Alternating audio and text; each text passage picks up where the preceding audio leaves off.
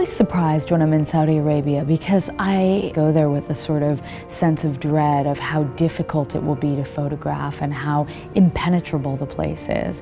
And then I find myself there and having fun. The women in Saudi Arabia are really aware of how constricted their lives look because they're always criticized for it. A lot of people think that no one in Saudi Arabia has fun because so much happens behind closed doors, and it's also such a private society. So it takes a very long time to get people to allow you to go indoors and to photograph it.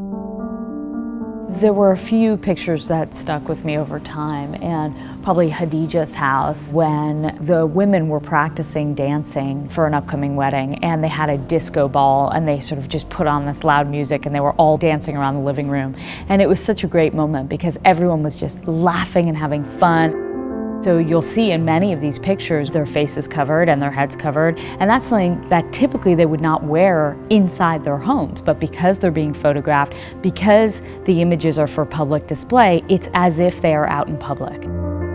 I think at some point people feel like the only way to push the country forward is to push a little bit, and some people are more willing than others to take the fall. You know, I photographed this singer who had probably one of the most beautiful voices I've ever heard in my life. Again, singing is illegal. Women can't sing in public. I asked her a million times, are you sure it's okay to be photographed? Are you sure I can use your name? Are you sure? And she said, look, my family supports me 100%. You know, they're not pushing the boundaries just for the sake of pushing the boundaries. They're pushing the boundaries because they have this incredible talent, or they have this incredible dedication or curiosity that they can't suppress. I went on a day-long hike in the desert outside of Jeddah, and it was not only stunning visually, but also I think there must have been 30 or 40 people going out to the desert and hiking for a day, stopping and having a campfire after. That's something that's illegal in Saudi Arabia. It's something that we take for granted, but in Saudi, you can't do that. You can't do it with people who are friends because they are not relatives.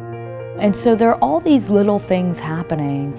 It is changing little by little. I'm always learning when I go to a place like Saudi, but a lot of it we don't see.